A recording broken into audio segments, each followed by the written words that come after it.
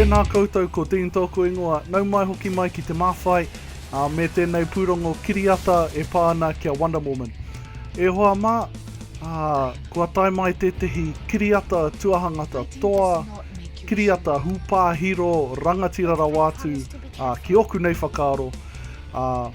Rangatira ke tēnei kiriata i era atu kua hipa i roto i ngā tau. Kiau nei pai ake i te kiriata mō Superman, pai ake i ngā kiriata e pāna kia Batman hoki. Nā te mea katoa ngā ahuatanga ki au i pai i eke ki tētehi taumata e kaunga ai te roanga o te kiriata. He rawe te pūrākau, ka mutu ko etehi o ngā wāhanga pai o te pūrākau i pai ki ahau. Ko ngā kōrero mō Tapairu Diana, arā mō Wonder Woman.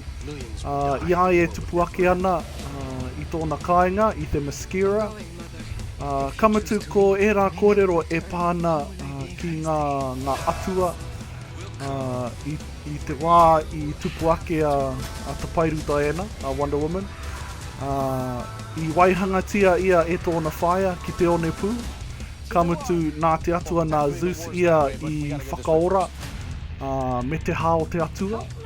Kiau nei e tino hangai ana tērā kōrero ki tētehi pūrākau no te ao Māori.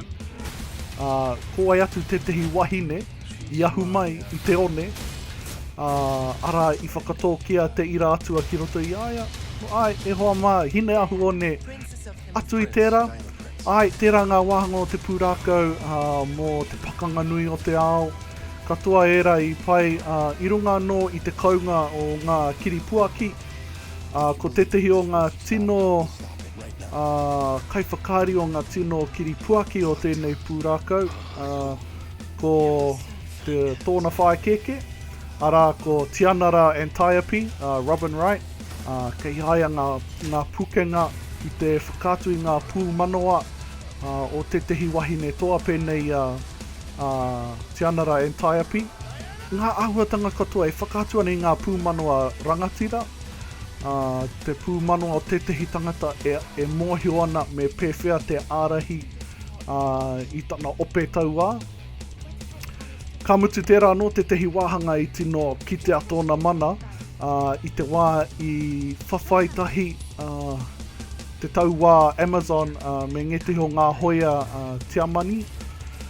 Kiau nei, koina tetehi o aku tino wāhanga i roto i tēnei kiriata. Tērā tetehi wā e huna ana tetehi tokotoru hoia tiamani nei i muri i tetehi toka nui i runga i te one pū. Anā kua o mātu a Antiope marunga i tōna hoiho. Ka rere atu ia ki te rangi, ka peke atu ia mai tōna hoiho. Ki tua no atu o te tokotoru rā e huna ana. Ka tahi kāhuri ia me tana kōpere, e toru ana kōpere, e rite ana i roto i tana rākau. Anā ko tahi atu e rā kōpere e toru ki ngā koretake rā e noho noiho ana, e tatari ana kia mate rātau. Nō reira, koera tetehi wāhanga, tino rawe i roto i tēnei kiriata. Atu i aia, ara anu atu ngā huatanga pai, mo te taha ki ngā whawhai, ngā pakanga, i rawe te whakaritenga o ngā neke hanga, ngā pū manoa i heke mai i te atua mai a Zeus ki aia. Ka mutu he tino toa tēnei wahine Gal Gadot ki te whakātu i ngā painga katoa o Wonder Woman. Rawe tana kawe i a Wonder Woman i roto i tēnei kiriata. Me te mea hoki ki au nei, ka rekau he wahine i tuatu i a Gal Gadot mō tēnei kiri puaki.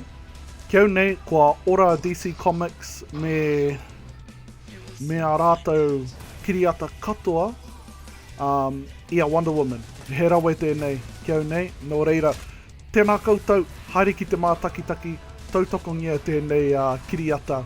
Ko te tūmanako ka haere tonu e nei Pūrongo, nō reira tēnā koutou e aro mai, e mātakitaki mai nā. Matareka hia tēnei kōnae o tira, Mehemea kārea no kia tahuri mai, whakamaungia tēnei hongere ki o rārangi hongere, Nō reire, mihi atu ana ki a koutou, tēnā koutou.